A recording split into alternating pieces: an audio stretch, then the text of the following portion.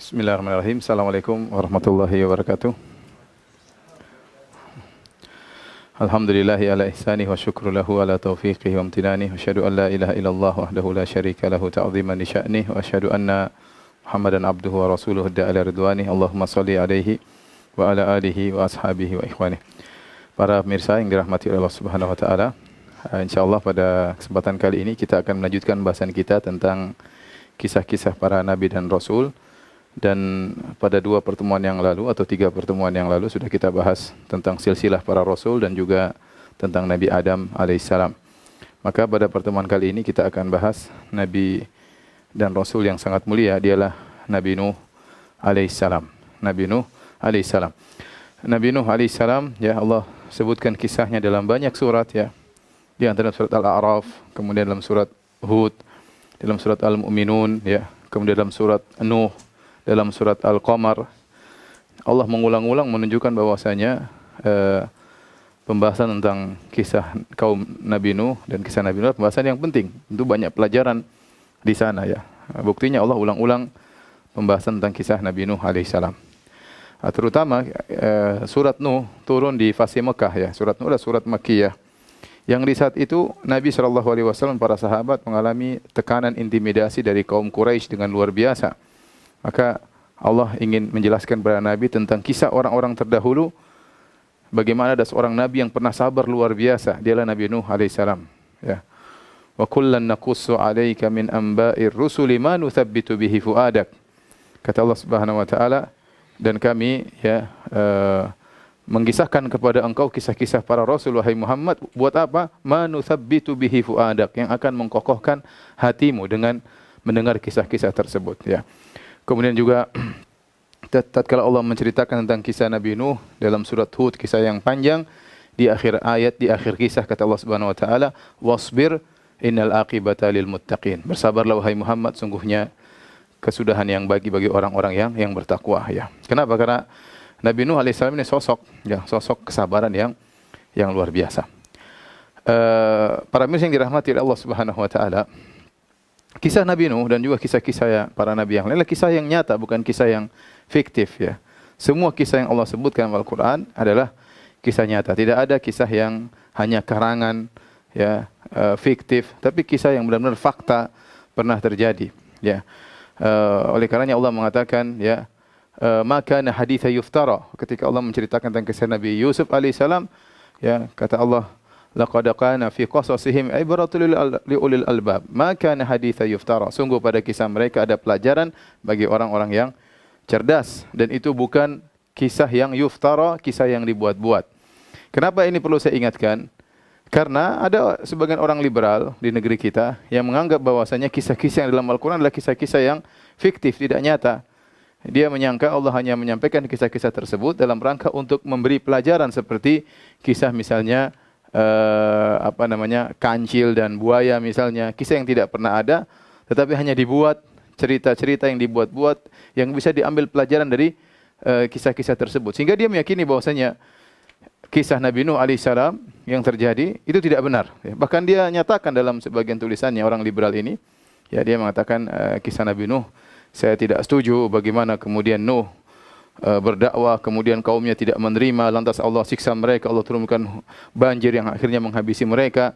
Kenapa dia tidak setuju? Karena kisah-kisah para nabi yang Allah ceritakan dalam Al-Quran benar-benar bertentangan dengan landasan agama mereka. Apa landasan agama orang-orang liberal? Mereka mengatakan semua agama sama. Semua agama mengantarkan kepada surga. Ini yang pertama. Yang kedua, mereka mengatakan kita punya liberal dalam banyak hal. Hurriyah, kebebasan. Kebebasan dalam menyampaikan pendapat, kebebasan bagi para wanita, kebebasan dalam mengungkapkan, kebebasan dalam berfikir, kebebasan dalam segala hal, dan kebebasan yang paling penting kata mereka adalah hurriyatu diniyah, yaitu kebebasan dalam beragama. Maka kalau dia sudah menetapkan, atau orang-orang liberal mengatakan kebebasan dalam beragama, maka tidak boleh seorang mendakwahkan agamanya kepada orang lain, apalagi dengan maksa, apalagi kalau tidak mau dikasih azab, seperti kisah Nabi Nuh alaihissalam. Dan ini benar-benar kisah Nabi Nuh ini benar-benar menghantam akidahnya orang-orang liberal, ya. Saya ulangi, orang liberal mengatakan apa? Semua agama benar, ya. Kemudian kita memperjuangkan namanya liberalisme, kebebasan, dan di antara kebebasan yang paling urgen pada diri seorang adalah kebebasan hurriyatul aqidah, kebebasan dalam berakidah, kebebasan dalam bertadayun, dalam beragama. Maka tidak boleh seorang lain otak-atik agama orang lain ya. Mendakwahi, menyalahkan, ini tidak boleh. Apalagi dalam kisah-kisah para nabi, ya, kisah Nabi Nuh alaihissalam, Nabi Nuh berdakwah tidak diterima, Allah kasih azab. Kemudian Nabi Hud berdakwah, kaumnya tidak terima, Allah kasih azab. Nabi Saleh berdakwah, kaumnya tidak terima, Allah kasih azab. Ini tidak masuk dalam kamusnya orang-orang liberal. Terpaksa mereka mengatakan bahwasanya kisah-kisah dalam Al-Quran itu hanyalah fiktif, hanya dibuat oleh Allah untuk cocok di zaman Rasulullah SAW agar orang bisa berkeyakinan, bisa berakhlak mulia. Ini sama dengan pernyataan orang, misalnya orang falasifah ya, yang mengatakan bahwasanya sebenarnya surga dan neraka itu tidak ada. Ya, ini juga dinukil oleh orang liberal. Ya, dalam kitab mereka seperti ya, fikih lintas agama. Mereka menukil semacam ini ya. Kata mereka bahwasanya sebenarnya surga dan neraka itu enggak ada. Itu hanya dibuat-buat oleh Allah Subhanahu wa taala agar orang takut. Sebenarnya enggak ada ya. Ini tentunya tidak benar. Ini semua adalah kekufuran ya. Apa yang dikatakan oleh orang liberal bahwasanya kisah-kisah dalam Al-Qur'an hanyalah kisah-kisah fiktif, sama persis seperti perkataan orang musyrikin ya. Wa qala alladziina kafaru in hadza illa asatirul awwalin. Mereka orang kafir berkata, ini hanyalah dongeng-dongeng terdahulu. Persis seperti orang musyrikin dahulu. Sama juga ya, wa idza qila lahum madza anzala rabbukum qalu asatirul awwalin. Kalau dikatakan kepada mereka, apa yang Allah turunkan kepada kalian? Mereka mengatakan dongeng-dongeng orang-orang terdahulu. Persis seperti orang liberal. Maka sebelum saya menyampaikan kisah Nabi Nuh dan juga kisah-kisah yang selanjutnya, maka kita sebagai orang Islam harus yakin bahwa ini kisah pernah terjadi. Kisah pernah terjadi ya. Adapun kalau tidak masuk dalam logika orang-orang liberal, biarkanlah mereka ya, karena mereka punya agama sendiri ya. Ya, adapun kita agama kita dibangun oleh Al-Qur'an dan sunnah Nabi sallallahu alaihi wasallam. Baik, kita akan berbicara tentang Nabi Nuh alaihissalam. Nabi Nuh alaihissalam antara Nabi Adam dan Nabi Nuh dalam sebagian riwayat dari sahabat seperti Ibnu Abbas dan yang lainnya, baina Adam wa Nuh asyrat qurun. Antara Nabi Adam dan Nabi Nuh ada 10 generasi. 10 generasi berapa tahun kita enggak tahu karena setiap generasi mungkin umurnya panjang. Seperti Nabi Nuh saja umurnya sekitar 1000 tahun kurang lebih. Ya. Berarti generasi dari Adam sampai Nuh. Adam sudah kita bahas pada pertemuan kemarin, wafat pada usia 960 tahun. Nabi Adam alaihissalam dalam hadis yang sahih 960 tahun. Ya, berarti satu generasi bisa sampai 1000 tahun ya. Kalau taruhlah satu generasi 1000 tahun, ya berarti antara Adam sampai Nuh kira-kira 10.000 tahun atau kurang lebih segitu ya. Jadi ini cukup waktu yang panjang ya. Taib. Sebelum kita bercerita tentang bagaimana dakwahnya Nabi Nuh alaihissalam, kita akan sebutkan tentang keistimewaan Nabi Nuh alaihissalam. Keistimewaan Nabi Nuh alaihissalam. Banyak keistimewaan Nabi Nuh alaihissalam, di antaranya beliau adalah Abul Bashar As-Sani, nenek moyang yang kedua.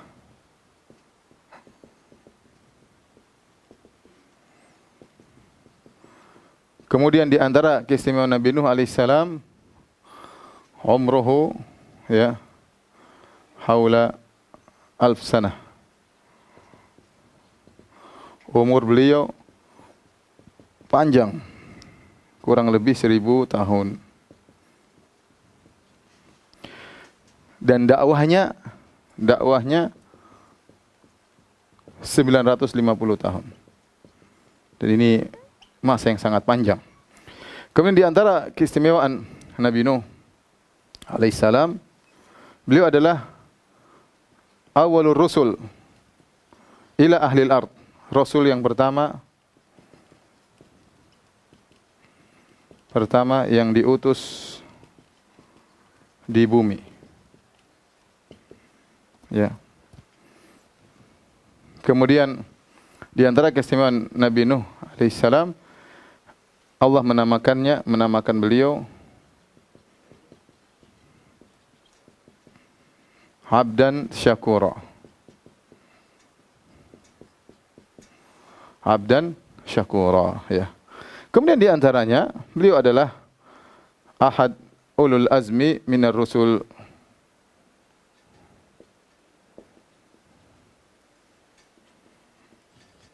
Salah satu ulul azmi.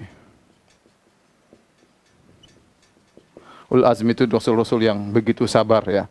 Makanya ketika di padang mahsyar para manusia datang kepada Nabi Adam, kemudian kepada ulul azmi minar rusul. Nabi Adam ditolak, kemudian kepada Nabi Nuh. Setelah Nabi Nuh, Nabi bisa memberi syafaat. Kemudian pada Nabi Ibrahim, Nabi Ibrahim tidak bisa ke syafaat. Kemudian kepada Nabi Musa, Nabi Musa tidak bisa. Nabi Isa, baru Nabi Muhammad sallallahu alaihi wasallam. Taib. Hadirin pemirsa yang dirahmati Allah Subhanahu wa taala, kita akan bahas yang pertama Abul Bashar Ats-Tsani, nenek moyang yang kedua. Apa maksudnya? Maksudnya semua manusia adalah keturunan Nabi Adam alaihissalam sekaligus keturunan Nabi Nuh alaihissalam. Itu maksudnya. Semua anak manusia adalah keturunan Nabi Adam sekaligus keturunan Nabi Nuh alaihissalam.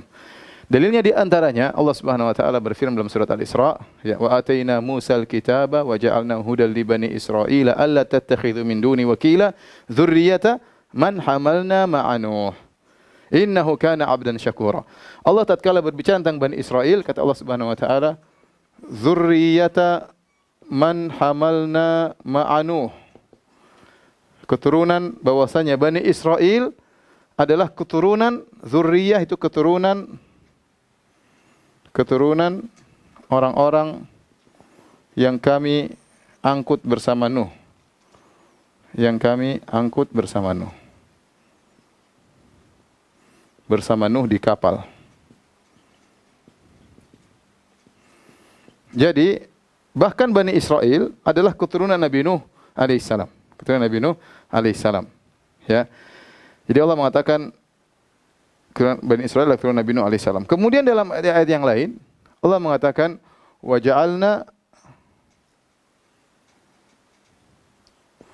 ja'alna dzurriyyatahu humul baqin. Kata Allah, dan kami jadikan keturunan Nuh itulah yang tersisa. Kata Allah, kami jadikan keturunan Nuh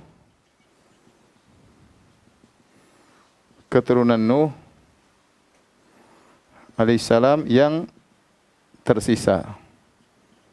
Maksudnya apa para pemirsa yang dirahmati Allah Subhanahu wa taala? Ketika Nabi Nuh alaihissalam diselamatkan oleh Allah di atas perahu, ada khilaf berapa yang bersama Nabi Nuh alaihissalam. Tetapi Allah mengatakan jumlah mereka sangat sedikit. Kata Allah, wa ma amana ma'ahu illa qalil. Tidak ada yang beriman kepada Nabi Nuh kecuali cuma sedikit.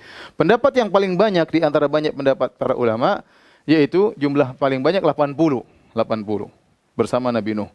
Bersama Nabi Nuh jumlahnya 80. Dan di antara anak-anak Nabi Nuh yang bersama istri-istri mereka, jadi Nabi Nuh bersama anak-anaknya, bersama mantu-mantunya, yaitu anak Nabi Nuh, yaitu Sam, Ham, kemudian Yafith. Sam, Ham, Yafith. Yang dari ketiga anak inilah kemudian keluarlah manusia seluruhnya. Adapun sisa yang 80, kemana mereka? Kata para ulama, mereka meninggal dunia dan tidak punya keturunan. Mereka meninggal dunia tidak punya keturunan. Keturunan yang bertahan cuma dari anak-anaknya Nabi Nuh alaihissalam. Ya. Jadi Nabi Nuh punya anak, ya, yang pertama Ham, kemudian Sam, kemudian Yafith. Ini sudah saya singgung kemarin waktu pembahasan tentang Nabi Adam alaihissalam. Maka seluruh anak-anak manusia kembali kepada tiga orang ini, Ham, Sam, Yafith. Adapun Sam, Abul Arab, katanya orang Arab, Romawi, kembali kepada Sam. Adapun Ham ini suku Kibat, kemudian Hind, kemudian Sind, ya, semuanya kembali kepada Ham. Nanti termasuk Sudan. Nanti Yafith adalah Cina, Mongol, Turki, Ya'juj, Ma'juj, dari mana? Ya, Yafith. Intinya semua manusia. Indonesia wallahu alam yang mana ya? Wallahu alam. Tapi kelihatannya Yafith ya. Tapi wallahu alam bisawab. Intinya semua manusia keturunan daripada Nabi Nuh alaihissalam. Oleh karenanya kalau kita kembali seperti kita berbicara tentang Nabi Adam alaihissalam, kita ingin tahu tentang nenek moyang kita Nabi Adam alaihissalam, maka kita juga ingin tahu tentang nenek moyang kita kedua, Nuh alaihissalam. Jadi kita semua ini keturunan siapa? Nabi Nuh. Kita semua ini keturunan Nuh alaihissalam, sekaligus kita semua keturunan Nabi Adam alaihissalam. Makanya Nabi Nuh diberi gelar dengan Abul Bashar Ats-Tsani. Taib. Ini keistimewaan yang pertama. Keistimewaan yang kedua, umurnya Nabi Nuh 1000 tahun, lebih kurang lebih. Ada yang mengatakan beliau ketika diangkat menjadi nabi umurnya 40. Dakwanya 950 tahun. Kemudian meninggal setelah itu berapa tahun? Dia umurnya seribuan, ya. 40 tahun baru diangkat. Kemudian berdakwah 950 tahun, kemudian meninggal berapa tahun? Sekitar seribuan. Ada yang mengatakan waktu diangkat jadi nabi umurnya 300. Kemudian berdakwah 950 tahun, kemudian berapa tahun lagi baru meninggal, totalnya sekitar 1500 tahun. Allah alam bisawab, intinya umur beliau sangat panjang. Allah hanya mengatakan, laqad arsalna Nuhan ila qaumihi falabitha fihim alfa sanatin illa khamsina aman fa akhadhahum at-tufanu wa hum zalimun. Kata Allah Subhanahu wa taala, wa laqad arsalna Nuhan ila qaumi falabitha fihim alfa sanatin illa khamsina aman. Yaitu Nabi Nuh berdakwah 950 tahun. Masya Allah. 950 tahun. Jadi umurnya sangat panjang. 950 tahun, yang beriman berapa orang? Hasilnya yang beriman 80 orang menurut pendapat yang terbanyak. Taib. Kalau kita rata-ratakan, berarti 950 per 80 sama dengan berapa? Coba kalkulator. 950 bagi 80. Berapa tahun? 950 bagi 80. 12 lah. Berarti sekitar 12 tahun. Berarti satu orang untuk mendapat hidayah satu orang kalau kita rata-ratakan butuh 12 tahun. Ya. Jadi antum bisa bayangkan bagaimana sabarnya Nabi Nuh alaihissalam. Jadi mau dakwah 12 tahun cuma satu orang yang dapat hidayah.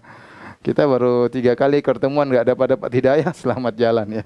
Jadi Nabi Nuh alaihissalam ini sabarnya luar biasa. Ya, sabarnya luar biasa. Bayangkan dakwah 950 tahun yang dapat hidayah cuma sekitar 80.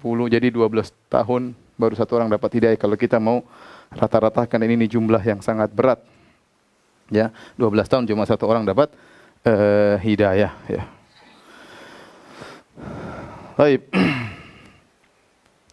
Kemudian di antara keistimewaan Nabi Nuh alaihissalam, dia adalah Rasul yang pertama. Dan ini datang dalam hadis tentang syafaat ketika pada hari kiamat kelak di padang mahsyar orang-orang pada mendatangi Nabi Adam alaihissalam untuk minta syafaat. Maka Nabi Adam alaihissalam menolak. Nabi Adam alaihissalam mengatakan, idhabu ila Nuh. Pergilah kalian kepada Nabi Nuh. Maka orang-orang pun datang kepada Nabi Nuh alaihissalam. Mereka berkata, ya Nuh, anta awwalur rusuli ila ahlil ard. Ya, kata mereka, ya Nuh, anta awwalur rusuli ila ahlil ard. Engkau adalah Rasul yang pertama kepada manusia. Ya, Rasul yang pertama. Dari sini khilaf, ya. Apakah Idris alaihissalam sebelum Nuh atau setelah Nuh? Ada khilaf di kalangan para ahli sejarah, ya. Khilaf, ya. Khilaf mana yang lebih dulu?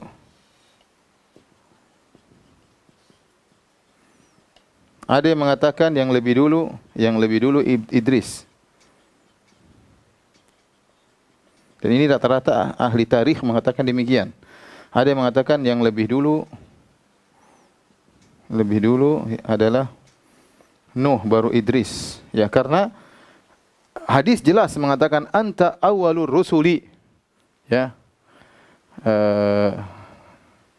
Wadhkur fil kitabi Idris innahu kana siddiqan apa?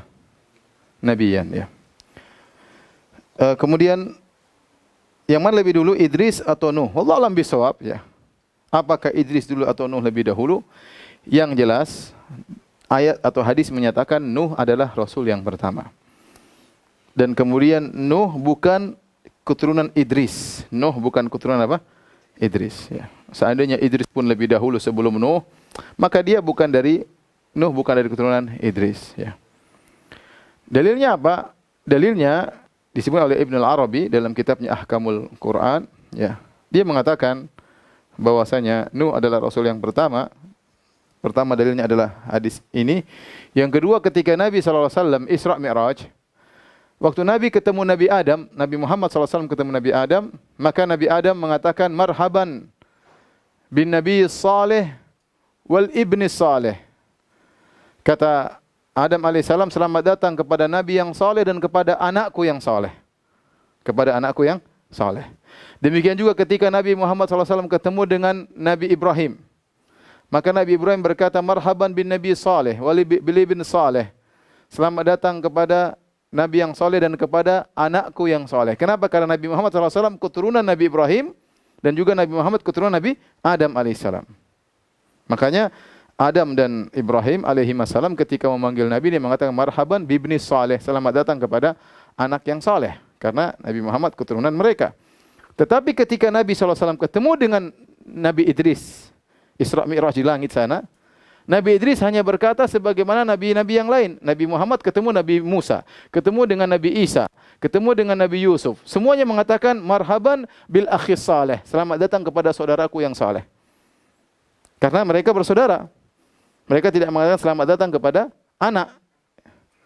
Faham? Beda ketika Adam dan Ibrahim. Selamat datang kepada anak. Karena Muhammad SAW keturunan Adam dan keturunan Ibrahim.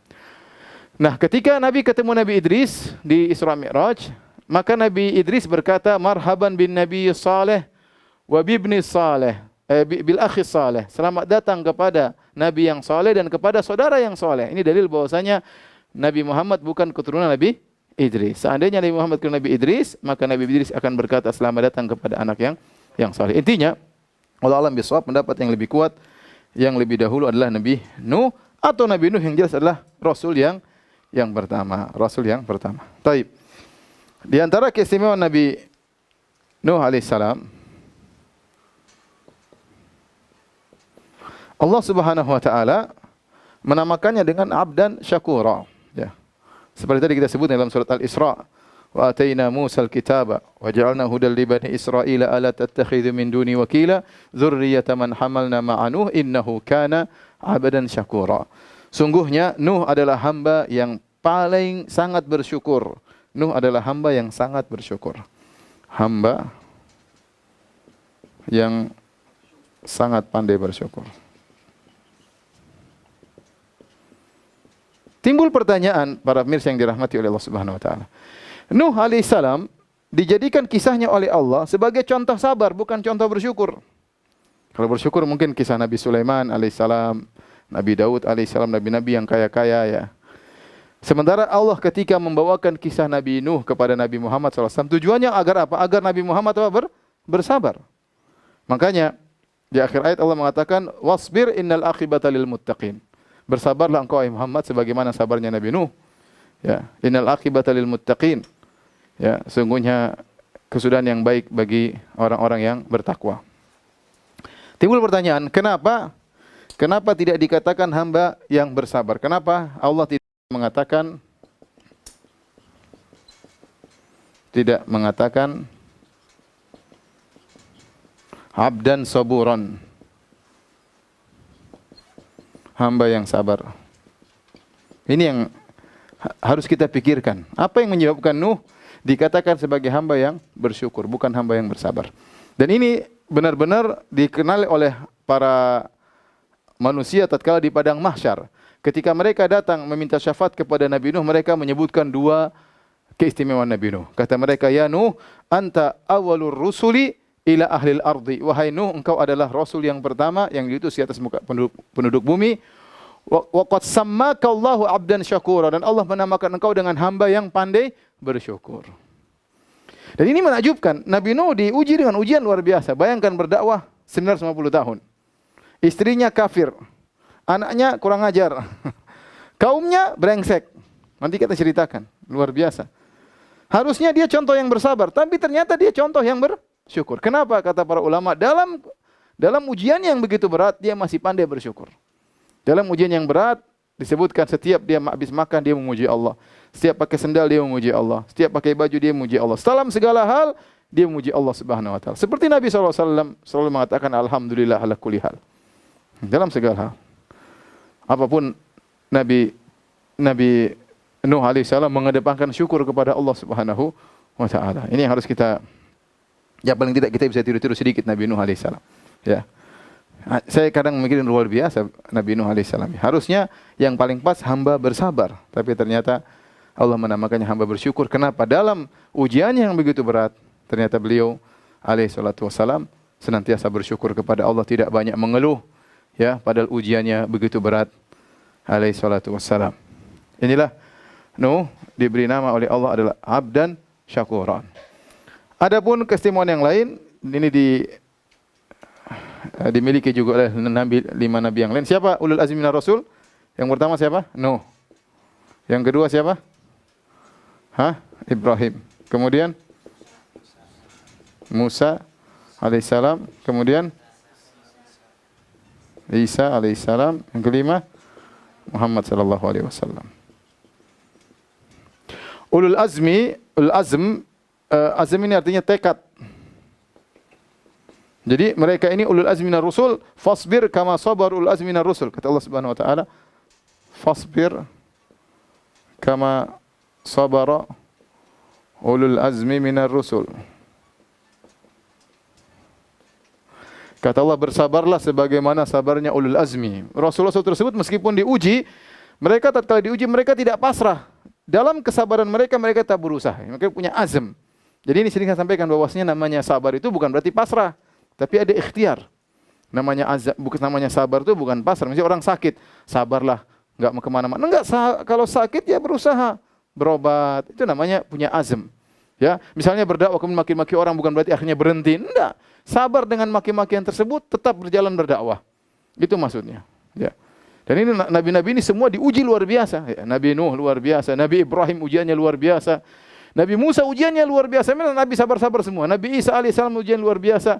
Nabi Muhammad SAW juga sangat luar biasa. Mereka tokoh-tokoh yang sangat sabar luar biasa. Tapi kesabaran mereka bukan berarti pasrah. Jangan sampai salah paham. Karena al-azm artinya adalah tekad. Makanya ulul azmi minar rusul, yaitu para rasul yang bersabar.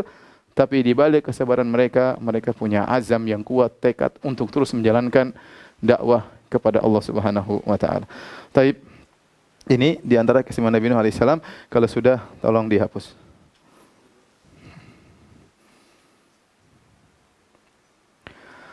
Taib, hadirin dan hadirat, para pemirsa dimanapun Anda berada yang dirahmati Allah Subhanahu wa taala, pada permasalahan yang kedua yang kita bahas tentang metode dakwah Nabi Nuh alaihissalam. Metode dakwah Nabi Nuh alaihissalam.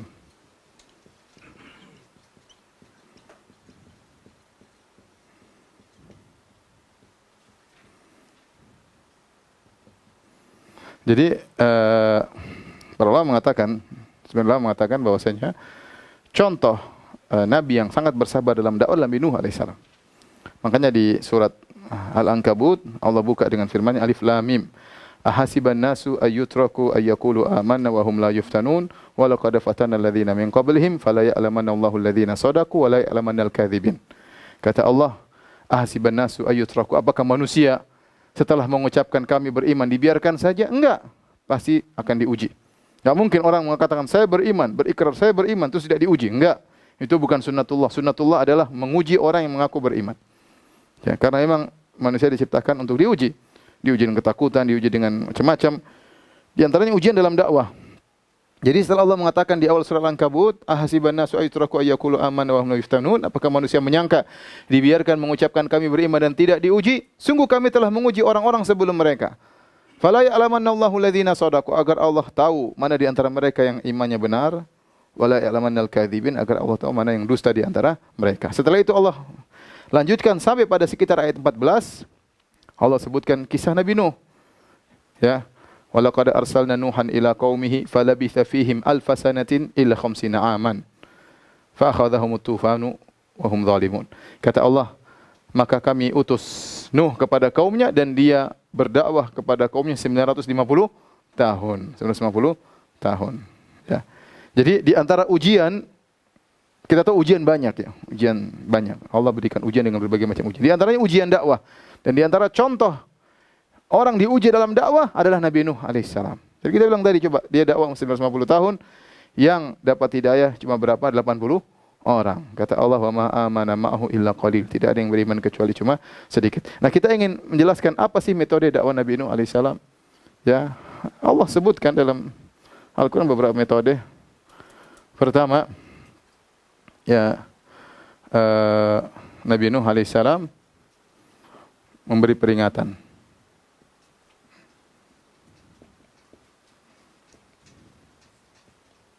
Kalau kita bilang apa? Al-inzar. Kemudian di antaranya memberi motivasi. Targhib.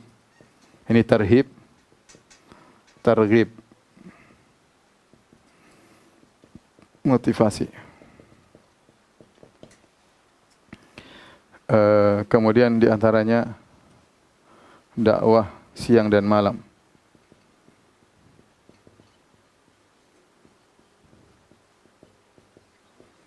Di antaranya dakwah terang-terangan.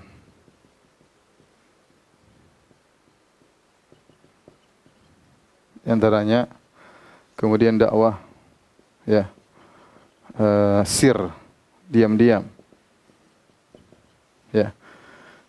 Di antaranya fokus pada dakwah tauhid.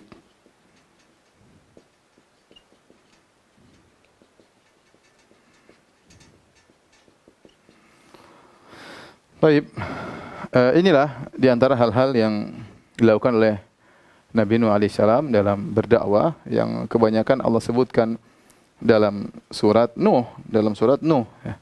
Di antaranya Allah mengatakan, ya, inni lakum nadhirum mubin dalam surat Nuh. Ya. Inna arsalna Nuhan ila qaumihi faqala ya qaumi ibudullaha ma lakum min ilahin ghairu. Apa gimana? Gimana suratnya, ayatnya?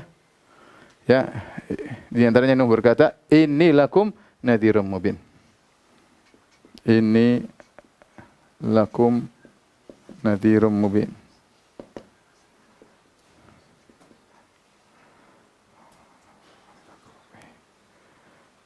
Inna arsalna Nuhan ila qaumi an anzir qaumaka min qabli ayatiyahum adzabun alim. Qala ya qaumi inni lakum nadhirum mubin. Ya. Ya, kaumku, sungguhnya aku adalah memberi peringatan. Memberi peringatan yang nyata, yang jelas. Beri peringatan, ya.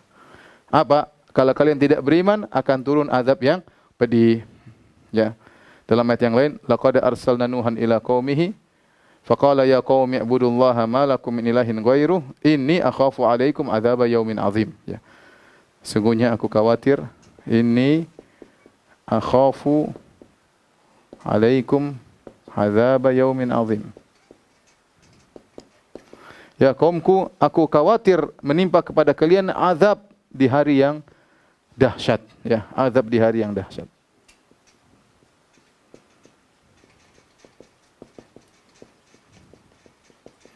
Ini namanya memberi peringatan, ya.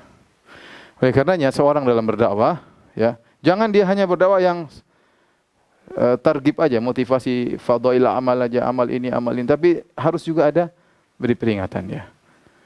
Ini haram, ya. Jangan juga cuma haram doang, ini haram.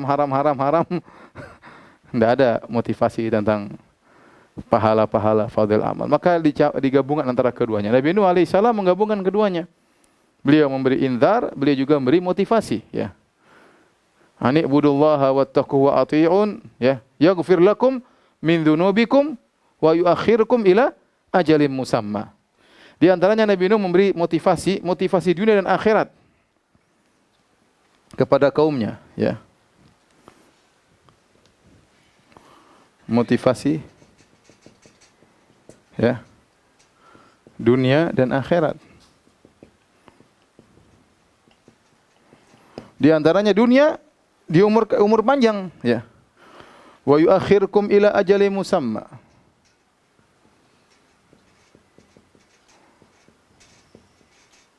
Itu ditunda, dipanjangkan umur maksudnya. Ini boleh, seorang boleh kalau ada motivasi dunia memang datang dalam ayat, dalam hadis boleh.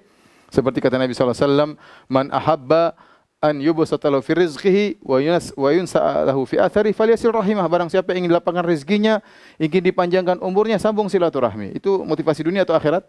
Dunia. Kalau akhirat banyak silaturahmi, pahalanya banyak-banyak sebab masuk surga dalam surat Ar-Ra'd. Jadi kalau ada motivasi dunia tidak apa-apa. Nabi Nuh alaihissalam menyampaikan, kalau kalian beriman, ditunda kematian kalian, ya. Kalau akhiratnya Allah mengatakan yaghfir lakum min dzunubikum, ya. Yaghfir lakum min dzunubikum, akan diampuni dosa-dosa kalian. Kemudian juga dalam ayat selanjutnya, ya, kata Allah, Nabi Nuh berkata, "Faqultu astaghfiru rabbakum innahu kana ghaffara yursilis samaa'a 'alaikum midrara wa yumdidukum bi amwalin wa banin wa yaj'al lakum jannatin wa yaj'al lakum anhara." Ya. Jadi kata Nabi Nuh, di antara motivasi, beristighfarlah kalian kepada Rabb kalian, sungguhnya Rabb kalian Maha Pengampun. Dosa-dosa kalian diampuni. Terus apa? Yursilis samaa'a 'alaikum midrara. Akan diturunkan hujan yang deras. Sepertinya di zaman Nabi Nuh, kaumnya dalam mengalami kekeringan. Ya, sedang mengalami apa? Kekeringan. Yursil sama alaikum midrara wa yumdidukum bi amwalin wa banin. Banyak anak kalian.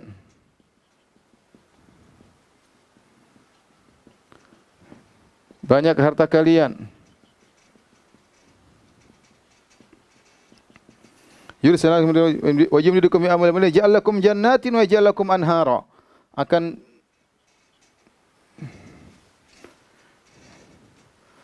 disuburkan kebun-kebun, dibukakan bagi kalian kebun-kebun, dialirkan sungai-sungai.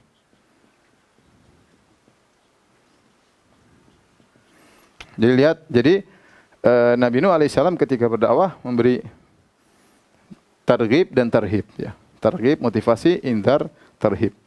Kemudian ada satu lagi saya lupa di sini, ya, yaitu Nabi Nuh dakwahnya menjelaskan keagungan Allah. Ini juga penting.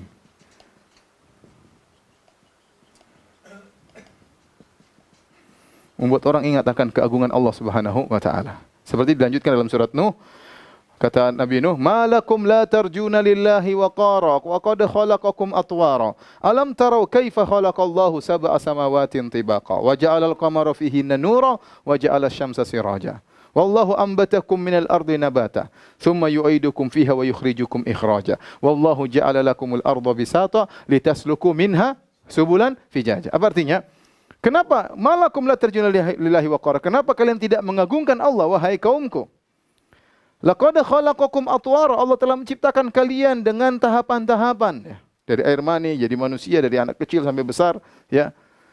Laqad khalaqakum atwara. Alam taru kaifa khalaqallahu sab'a samawatin tibaqa. Tidak kalian lihat bagaimana Allah menciptakan langit dengan bertingkat-tingkat? Wa ja'alal qamara fihinna nura. Bukankah Allah telah menjadikan rembulan di langit tersebut bercahaya? Wa ja'ala syamsa siraja. Dan Allah menjadikan matahari bersinar. Wallahu ambatakum minal ardi nabata. Allah telah menumbuhkan kalian dari bumi. Thumma yu'idukum fiha wa yukhrijukum ikhraja. Allah akan bangkitkan kalian lagi nanti dari bumi. Ya. Wallahu ambatakum minal ardi nabata. Allah telah tumbuhkan bagi kalian tumbuh-tumbuhan. Ya. Wallahu ja'alakumul arda bisata. Allah menjadikan, ya, bumi dihamparkan, litasluku minha subulan fijaja, agar kalian mudah untuk berjalan di atas bumi tersebut. Jadi diingatkan tentang keagungan Allah, tentang karunia Allah Subhanahu wa taala. Kadang-kadang orang lupa, ya, dia lupa bahwasanya kita ini merasakan nikmat yang begitu banyak, ya. Makanya mengeluh. Kalau dia merasakan nikmat yang banyak dari Allah, dia akan semangat beribadah, jadi hamba yang bersyukur. Tapi kalau dia lupa dengan nikmat Allah, maka dia tidak pandai bersyukur. Makanya di antara syarat syukur harus tahu itu nikmat atau bukan. Kalau kita tidak sadar itu nikmat, kita tidak bersyukur. Contoh, nikmat keamanan. Orang tidak bersyukur dengan nikmat keamanan karena mereka tidak tahu aman itu nikmat, contohnya. Kalau mereka tahu aman itu nikmat, mereka akan bersyukur kepada Allah tentang nikmat tersebut, ya. Cuma mata ini nikmat. Orang itu nikmat dari Allah. Orang kalau nggak bisa lihat kayak apa, mata begitu lihat langsung bisa apa? Fokus, ya. Kalau lihat orang langsung bisa apa? Fokus. Kalau pakai kamera kan harus Zoom dulu, kecilin besar gini. Kalau lihat, apalagi monador langsung syik. Langsung fokus. Jadi subhanallah, nikmat luar biasa ya. Jadi kalau mata sakit coba nikmat. Ini kacamata aja harganya berapa? Saya nggak mau kasih tahu, tapi ini mahal. Subhanallah. Orang ada antum yang pakai kacamata nikmat luar biasa ya. Jadi perlu diingatkan, itu metode Nabi Nuh. Bukankah Allah yang telah begini, Allah yang telah begini, Allah yang telah begini, agar mereka sadar kepada Allah Subhanahu wa taala. Kemudian di antara dakwah Nabi Nuh alaihissalam, dakwah siang dan malam ya. Kata Nabi Nuh, inni da'autu qaumi laila wa nahara. Inni da'autu qaumi lailan wa nahara. Ya Allah, aku mendakwahi kaumku malam dan siang. Kenapa? Sebenarnya mengatakan kenapa didahulukan malam daripada siang? Karena di zaman itu benar-benar orang bekerja di siang hari. Nabi Nuh tidak ingin mengganggu mereka terlalu banyak di siang hari. Mereka lagi fokus bekerja. Tapi di malam hari, sore, maghrib, Nabi Nuh datang dakwahi mereka. Mereka lagi santai didakwahi oleh Nabi Nuh alaihissalam. Ini dalil bahwasanya orang juga melihat kondisi. Ya artinya boleh dakwah malam, siang, tapi lihat kondisi mana yang pas buat mad'uin, buat audiens. Ya. Tapi intinya Nabi Nuh dakwanya siang dan malam. Siang dakwah, malam dakwah. Subhanallah, berapa tahun? 950 tahun. Ya kita cuma dakwah pada maghrib. Itu pun banyak mengeluh. Ini siang dan malam. Bukan setahun, 2 tahun, 950 tahun. Ya Allah, ada makhluk namanya Nuh alaihissalam. Luar biasa kesabarannya. Inni da'autu qaumi laila wa nahara. Aku dakwahi kaumku siang dan malam ya Allah. Falam yazidhum du'ai illa firara. Tidaklah aku berdakwah kecuali semakin mereka kabur. Masya Allah. Luar biasa ya. Jadi seorang berdakwah jangan putus asa, semangat. Apapun yang terjadi jangan segera putus asa. Kita ini tugasnya berdakwah. Dia dapat hidayah enggak hidayah bukan urusan. Tugas Anda punya ilmu berdakwah. Allah yang kasih hidayah. Kalau Allah enggak kasih hidayah, kita tetap dapat pahala. Bukan berarti kalau enggak ada yang dengar, berarti kita enggak dapat pahala. Kita berharap sih orang dapat hidayah, kita pahala bertambah. Tapi kalau dia tidak dapat hidayah, kita tidak akan dicela oleh Allah Subhanahu wa taala. Yang penting Anda menyampaikan dengan semangat, dengan benar. Makanya Nabi Muhammad SAW mengatakan pada Isra Mi'raj, "Wan nabiyya wa ma'ahu rajul wa rajulan." Ada seorang nabi, pengikutnya cuma 2, ada pengikut nabi, pengikut cuma 1. Wan nabiyya wa laysa ma'ahu ahad, dan ada nabi sendirian, enggak ada pengikutnya. Nabi enggak ada pengikutnya. Itu ustaz aja banyak pengikutnya. Ini nabi enggak ada pengikutnya. Masya Allah. Gimana sabar nabi tersebut. Baik, para pemirsa yang dirahmati oleh Allah Subhanahu wa taala, kita lanjutkan pembahasan kita. Kita masih pada pembahasan tentang metode dakwah Nabi Nuh alaihissalam sebagaimana Allah sebutkan dalam Al-Qur'anul Karim. Kita sudah sebutkan 1 2 3 4 di antaranya Nabi Nuh alaihissalam dakwah terang-terangan ya. Kata Allah Subhanahu wa taala, "Summa inni da'autuhum jihara." Inni da'autuhum jihara. Dakwah diam-diam. Summa inni a'lantu lahum wa asrartum lahu israra. A'lantu lahum wa asrartu lahum israra. Asrartu lahum israra. Ini juga a'lantu lahum.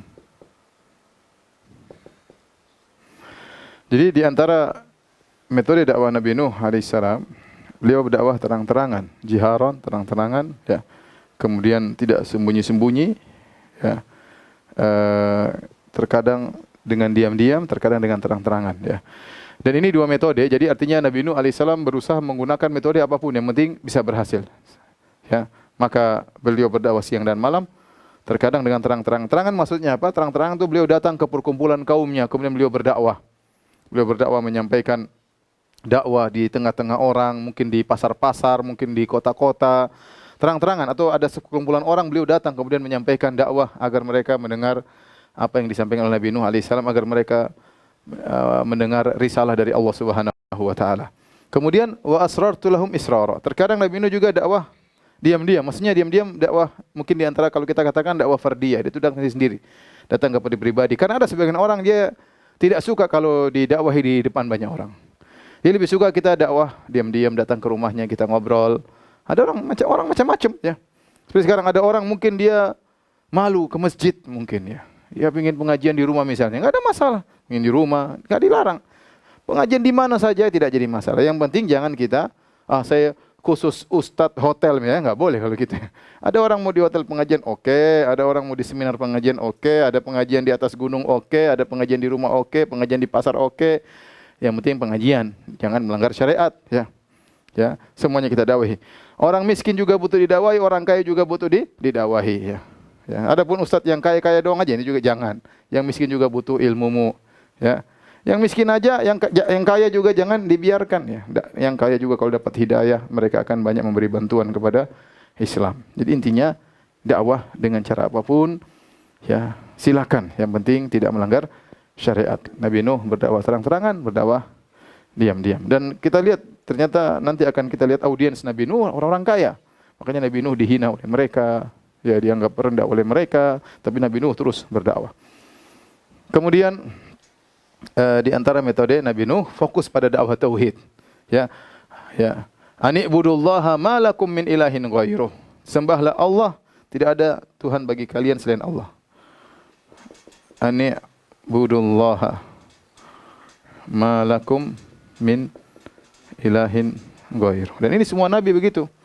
Sembahlah Allah, tidak ada sembahan selain kalian. Walaqad ba'atsna fi kulli ummatin rasulan an i'budullaha wajtanibut taghut. Sungguh kami telah mengutus kepada setiap umat seorang rasul yang semua rasul mengatakan an i'budullaha wajtanibut taghut. Sembahlah Allah dan jauhilah taghut. Ini dakwah Nabi Nuh alaihi salam juga demikian, ya. An i'buduhu wattaquhu wa ati'un. Sembahlah kepada Allah, bertakwalah kepadanya, taatlah kepadaku. Ya. Bahkan sebagian ulama mengatakan waktu itu ada yang mengatakan Nabi Nuh fokus dakwah tauhid, dia tidak bicara syariat, ya. Dia bicara tauhid. Karena waktu itu tersebar kesyirikan di zaman Nabi Nuh alaihissalam. Oleh karena kita tahu dakwah seluruh nabi, ya, adalah menyuruh kepada tauhid. Dakwah inti, ya, bukan berarti kita menyepelekan yang lain juga kita sampaikan, tapi semuanya mengarahkan kepada tauhid. Oleh karenanya dakwah Ahlus Sunnah, setiap dai Ahlus Sunnah pasti punya ghirah terhadap tauhid. Dia punya ghirah. Lihat orang kesyirikan pasti enggak suka. Siapapun dia pakar fikih, dia pakar muamalah, dia pakar poligami, pakar pernikahan, fikih nikah. Dia pakar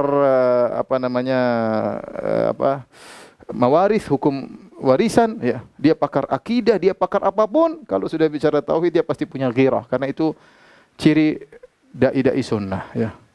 Oleh karenanya kalau ada penyimpangan dalam masalah akidah, siapapun dai sunnah tersebut, dai salafi tersebut, dia pasti jengkel, dia pasti ghirah, dia pasti emosi dan yang lainnya. Ya, kenapa? Karena memang kita berdakwah, ya kita berusaha karena Allah Subhanahu wa taala. Yang kedua, memang kita berusaha untuk menegakkan kalimat tauhid di alam semesta ini. Jadi inilah metode dakwah Nabi Nuh alaihissalam. Insyaallah kita lanjutkan lagi. Insyaallah pada hari Senin, karena besok ada kajian kitab tauhid. Ya, insyaallah kisah Nabi Nuh seri 2 kita akan lanjutkan pada hari Senin. Demikian saja. Kepada para pemirsa yang dirahmati Allah Subhanahu wa taala, semoga Allah senantiasa menjaga kita semua dalam kebaikan, dihindarkan dari penyakit-penyakit berbahaya, dan semoga Allah mengampuni dosa-dosa kita, memberikan kita pahala dalam setiap kondisi. Subhanakallah bihamdik asyhadu an la ilaha illa anta astaghfiruka wa atubu ilaik. Assalamualaikum warahmatullahi wabarakatuh.